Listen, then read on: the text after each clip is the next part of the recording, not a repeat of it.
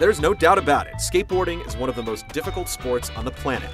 Not only do you have to practice even simple tricks hundreds of times to get them dialed in, there's also a little thing called fear that comes into play.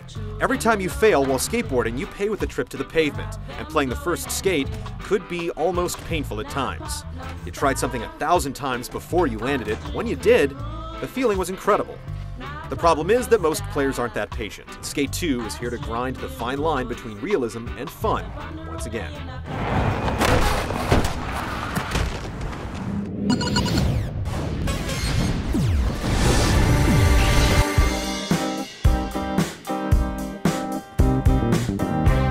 Like most extreme sports games, the career mode is the conduit that allows you to unlock most of the content in the game.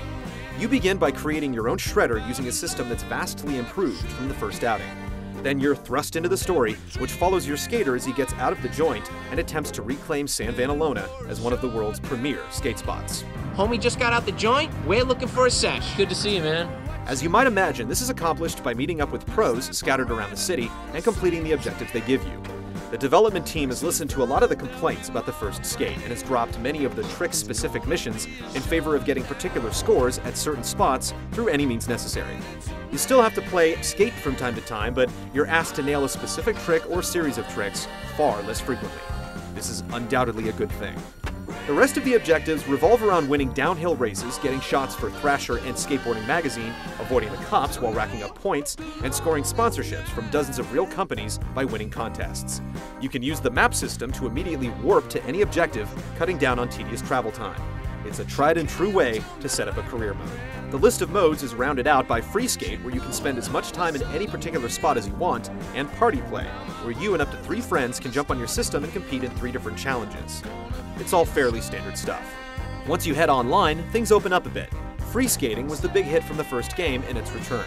You can set up cooperative challenges with your friends, select particular spots to session, or create spots yourself, and then share them or download the work of virtual riggers.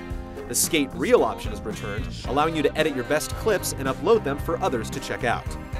Not much has been upgraded though. You still can't edit multiple clips together and set them to music, which was a feature in the last Tony Hawk game, released in 2007.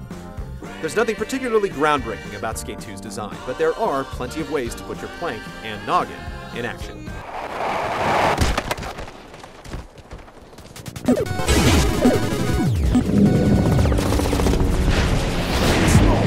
Like smoking Joe Frazier, the Hellraiser, raising hell with the flavor. Playing Skate 2 is really a double-edged sword. On one side, you have undoubtedly the most realistic skateboarding game ever made. On the other side, the game is filled with minor annoyances that eventually add up. There are many more tricks in Skate 2. Considering how few were included in the first game, it's hard to call it a compliment, but this time around we get inverts, no complies, and bonelesses. All of these are essential to the skateboarding experience, so they're great additions, if a little tardy. You can also skitch, or hitch a ride on the back of vehicles, to get someplace quicker. With the exception of skitching, all of these new moves are performed by pressing a modifier button on the shoulder of the controller. This may sound like an easy task, but it's made difficult by the fact that you have to start by smacking a straight ollie, then pressing the modifier button, and then performing a movement with the right analog stick. Ollieing without performing a kickflip, heel flip, or shove it is a lot more difficult than it sounds when you're worried about timing, speed, and angle. It's an unfortunate byproduct of the Flick-It control scheme. It's a fair trade though. We still prefer replicating the motion of a real board with a stick rather than pressing button combinations, and it's nailed once again in Skate 2. It's still difficult to do the exact trick you want every single time, which can become infuriating during some objectives. Literally, the difference between doing a heel flip and a varial heel flip is about 2 degrees on the analog stick. Were you even watching my trick? Yet, the alternative seems like dinosaur tech at this point. Despite plaintive cries, it's still far too difficult to keep your speed while skating vert. You have to pump up and down on the left analog stick as you ride the transitions, and the slightest deviation to either side will cause your rider to turn. In the end, you spend more time worrying about going straight to keep speed than you do performing tricks. Another new gameplay element is the ability to get off your board. This allows you to do a number of things like walk up a set of stairs instead of trying to find a way around them, or grab and manipulate objects to create your own spots.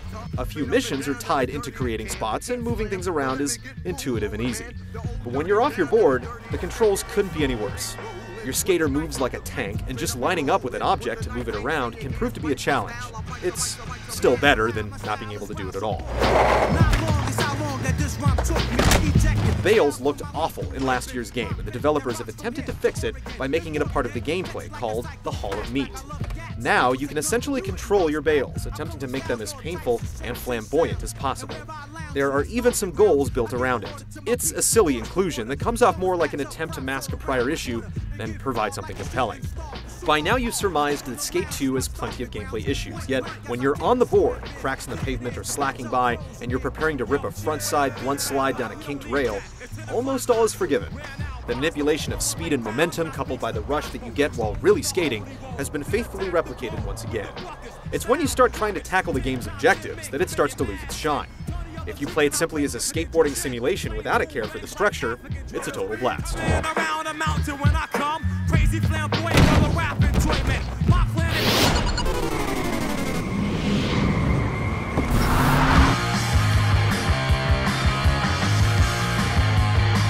Skate really set the new standard for presentation in skateboarding games last year, but it's starting to get a little rough around the edges.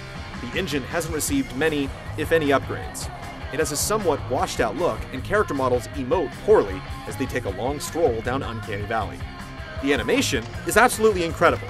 You feel every bump, slope, and rail as your skater flails about with lifelike reactions to each trick and object. It's truly amazing.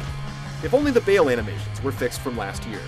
The default camera can provide issues as it obscures things in front of you and swings from side to side, so we recommend experimenting with all of them to find something that works for you. Dude, is that you? Yeah, what's up, baby?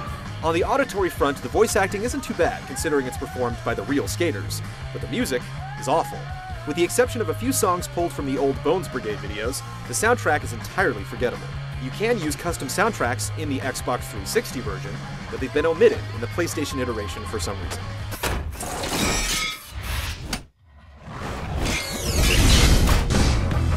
Just like the first game, Skate 2 is a lot more enjoyable if you just look for spots to work from every conceivable angle and go to town. It's when you attempt to actually complete the game's career mode that things start to bog down as you're forced to endure the finicky, imprecise trick controls, awkward on-foot movement, repetitive mission objectives, and god-awful racing.